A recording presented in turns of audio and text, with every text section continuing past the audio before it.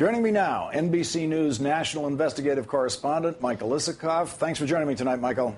Good to be with you, Lawrence. Michael, what is the Pakistan dimension of this? There is so much that must be spinning in the White House about this right now. There's the question of what did Pakistan know and who in Pakistan knew what.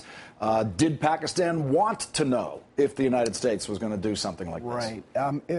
The Pakistani dimension to this is huge. I thought one of the most notable moments today came when John Brennan, the White House counterterrorism advisor, was briefing at the White House, and the question of whether Pakistani officials could possibly have not known about bin Laden's presence in this large million-dollar compound in this affluent area populated by current and former military officers, walking distance to Pakistan's West Point, and John Brennan said it raises questions that Pakistani officials seemed surprised when they were briefed on it, but clearly he had questions in his own mind, and he threw that out there. That's no small thing to be done from the White House podium. The other really interesting point that came out in the briefings today, in the earlier briefing by DOD and CIA, and the question came up,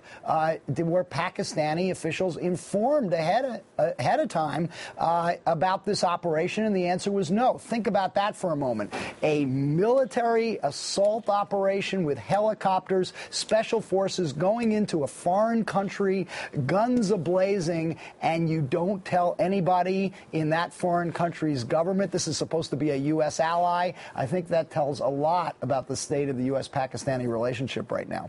Michael, what do we know at this point about how the information was obtained, the key information? Apparently at Gitmo from detainees or a detainee, there was information obtained about the courier, and then there was also obviously information obtained after that. But the original information about the courier, what do we know about how that was obtained? Right. It's murky, but it's fair to say there's going to be a lot of debate about this in the months and perhaps years to come. What we've been told is that detainees at Guantanamo and at CIA black site prisons is subjected to enhanced interrogation techniques.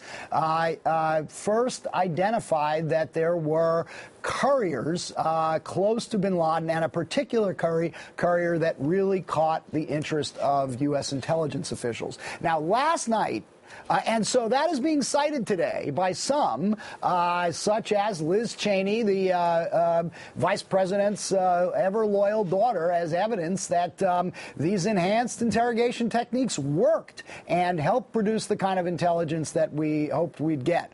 Well, not so fast. Last night, when we were first briefed on this, we were told by senior administration officials that the courier in question who led them to bin Laden was a trusted protege of Khalid Sheikh Mohammed. Well, as one former FBI counterterrorism official told me today, Khalid Sheikh Mohammed was captured in 2003 and subjected to waterboarding on 183 occasions.